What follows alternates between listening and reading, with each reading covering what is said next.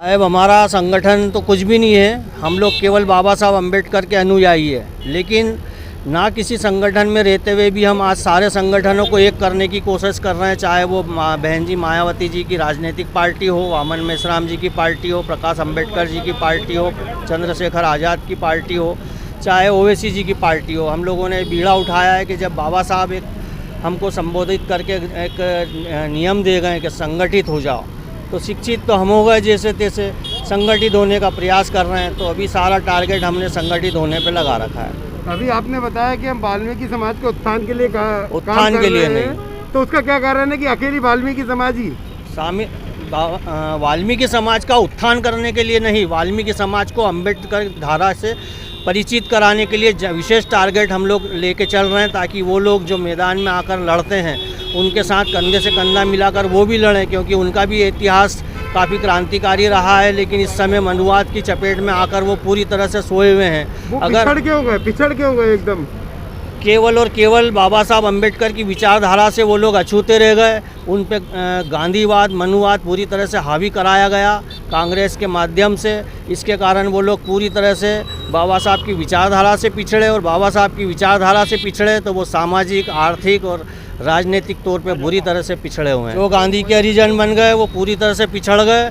जो मनुवादी आरएसएस हिंदू महासभा के भक्त बने हैं वो भी बुरी तरह से चमचों की तरह चप्पलें खा रहे हैं।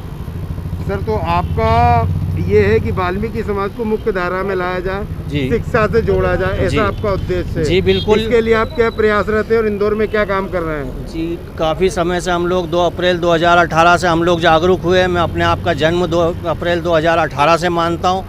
तब से हमने आज तक कम से कम 30 से ज़्यादा कार्यक्रम कर दिए, चाहे वो वाल्मीकि समाज की बच्चियों का सामूहिक विवाह बाबा साहब अम्बेडकर और बुद्ध की विचारधाराओं के कार्यक्रमों के साथ करना हो, चाहे संबोधन करने का कार्यक्रम हो, चाहे वाल्मीकि कॉलोनी में निःशुल्क इंग्लिश क्लासेस, मैथ्स क्लासेस खोलकर उनको शिक्षा से रूबरू कराना हो। हम लोग सतत प्रयास कर रहे हैं कि बाबा साहब ने जो उपलब्धियाँ लिए, जो बाबा साहब ने रिकॉर्ड बनाए, जो शिक्षा लिए, उनका प्रचार प्रसार, उनके जो विचारधारा है उनका प्रचार प्रसार खासकर वाल्मीकि बस्ती में करें, क्योंकि वो लोग अभी तक अछूते रह गए। तो इसके लिए आपने कहाँ पे स्टार्ट किया आपने शिक्षा का प्रोग्राम? न्यू पलासिया वाल्मीकि बस्ती है जहाँ पर हमने निःशुल्क कोचिंग क्लासेस खोली हुई है। हालांकि अभी कोरोना की वजह से उसको स्टॉपेज दिया हुआ है, लेकिन हमने जब वहाँ कोचिंग क्लासेस की तो 60 से अधिक बच्चे निःशुल्क इंग्लिश क्लास में आ रहे हैं, और बहुत जल्दी वो लोग अचीव करके अपना बायोडेटा और इंग्लिश में बात करना शुरू कर चुके हैं। आगे और कहाँ स्टार्ट करने का आपका प्रोग्राम? अभी हम सभी बस्तियों में, बहुजन बस्तियों में क्लासेस चालू करने की सोच रहे हैं, जिसमें जूनी इंदौर, राजमोहल्ला, भीमनगर, बुद्धनगर, भावरकुआ, मतलब करीबन 30 कॉलोनियों में हम लोग शुरुआत करने जा रहे हैं। इसके लिए आपको किसी की मदद मिल रही है? इसके लिए हम समाज से ही सहयोग ले रहे हैं। समाज के ही बच्चे जो युवा हैं उनसे 2-2 घंटे का समय ले रहे हैं कि भाई आप निःशुल्क शिक्षा का दान दीजिए, समय का दान दीजिए, जिससे हमारी आने वाली पीढ़ी जागरूक हो सके, शिक्षित हो सके और इस व्यवस्था और सत्ता पर काबिज हो सके। बाबा साहब अम्बेडकर को जिसने पहली बार चुनाव हराया था, वो भी चुनाव जीतने के बाद बाबा साहब के पास पहुंचा था, और बाबा साहब ने उससे पूछा था हंसते हंसते कि बाबा अब तुम जीत गए हो, अब क्या करोगे? तो उसने जवाब दिया कि जो मेरी पार्टी कहेगी वो मैं करूंगा। बाबा साहब उसके जाने के बाद बहुत हंस रहे थे। रत्तू चंद जी ने पूछा बाबा साहब आप क्यों हंस रहे हो? तो बाबा साहब ने कहा कि ये पार्टी जो कहेगी वो करेगा, इसका मतलब ये पार्टी का गुलाम है, इसकी खुद की कोई विचारधारा नहीं है और ना समाज का ये नेता है। 1917 में जब वयस्क मताधिकार का आंदोलन लंदन में शुरू हुआ, तो वयस्क मताधिकार के आंदोलन के कारण भारत में भी मनुवादियों में चुलबुलाहट पैदा हो गई कि भविष्य में ज़रूर ये लोग आकर बहुजन लोग वोट देने लगेंगे, और हम लोग 3% लोग हैं, हमें यहाँ पर कोई भी चुनेगा नहीं। उन लोगों में खलबली मची। खलबली ये मची कि हम 3.5% है, हम अपना पंच तो क्या सरपंच भी नहीं बना सकते।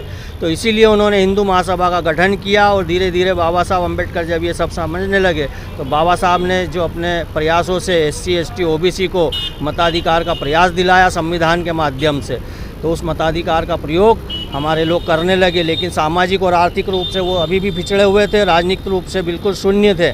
इसीलिए बाबा साहब ने 10 वर्ष के लिए हमें राजनीतिक आरक्षण का, प्रतिनिधित्व का अधिकार दिलाया था। तो फिर 10 साल का तो लगातार बढ़ रहा है। देखिए 10 साल के लिए बाद वो लगातार इसलिए बढ़ रहा है क्योंकि सत्ता पे हमेशा काबिज जो रही है वो मनुवादी पार्टियां रही है, और उन मनुवादी पार्टियों ने हमेशा अपने गुलाम बनाए रखने के लिए समाज के भीतरों से कुछ तीतरों को, कुछ जयचंदों को, कुछ गुलामों को, कुछ चमचों को अपने आजू बाजू घुमाए रखा, जिनसे सिर्फ वो दरी उठवाने का काम करते हैं। उन पे मेहरबानी करके उनके विधायक, पार्षद, सांसद बनाते हैं, लेकिन अपने आजू बाजू केवल दरी उठवाने का काम करते हैं। उन्हें मालूम है कि अगर ये लोग स्वतंत्र होकर बाबा साहब अम्बेडकर की विचारधारा पर काम करने लगे तो ये अपने समाज को कहाँ से कहाँ पहुँचा देंगे। इसलिए वो लगातार इस 10 साल के प्रतिनिधित्व को बढ़ाते रहे हैं, देश के अंदर विरोध होने के बावजूद। बहुजन 85% है, फिर क्यों अपनी सत्ता पे काबिज नहीं हो पा रहा? देखिए, बहुजन 85% है, लेकिन उसमें काम करने का जज्बा भी है, पर उन्हें एक सूत्र में बांधने वाला,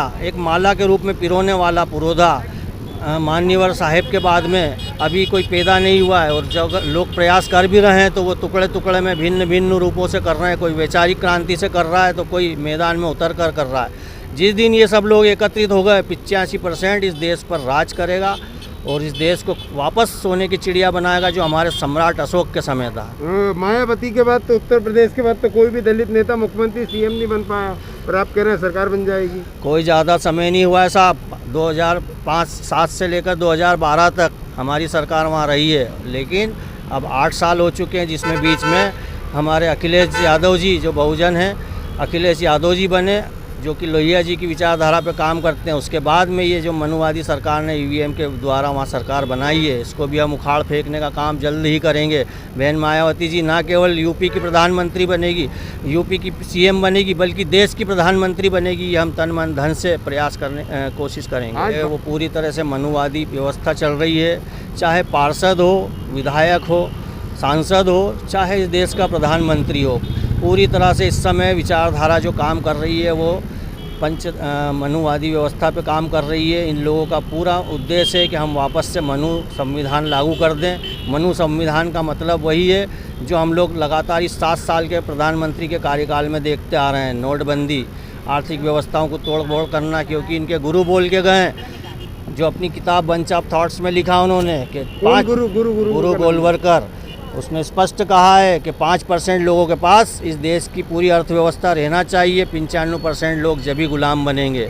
अगर वो लोग खाना खा ले तो समझना कि वो विकास समझ रहे हैं।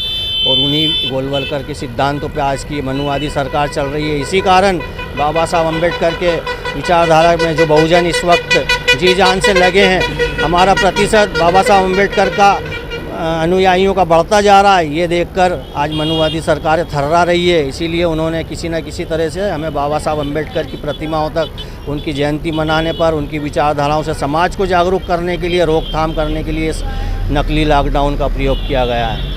इसमें हमारी 30 बस्तियों में केवल वाल्मीकि समाज नहीं है, उसमें बौद्ध बस्तियां हैं। बौद्ध भाई मेरे बहुत साथ देते हैं। जाटो, अहिरवार, बेरवा, ये मेरे सारे भाई बहन मेरे साथ में मिलकर काम करते हैं। और हम शीघ्र ही इस नगर निगम का जो चुनाव होने जा रहा है, उसमें भी महापौर के प्रत्याशी के रूप में दमखम ठोक के बहुजन समाज को एकत्रित करके शिक्षा, स्वास्थ्य, रोजगार, इन सब सारे मुद्दों को हम लोग एकत्रित करेंगे, उनके ऊपर काम करेंगे और वापस से सम्राट अशोक का स्वर्ण भारत बनाएंगे। आपका नाम बताएं? मेरा नाम है इंजीनियर संतोष कल्याण है, अम्बेडकर का अनुयायी हूँ मैं। धन्यवाद। जय भीम साहब।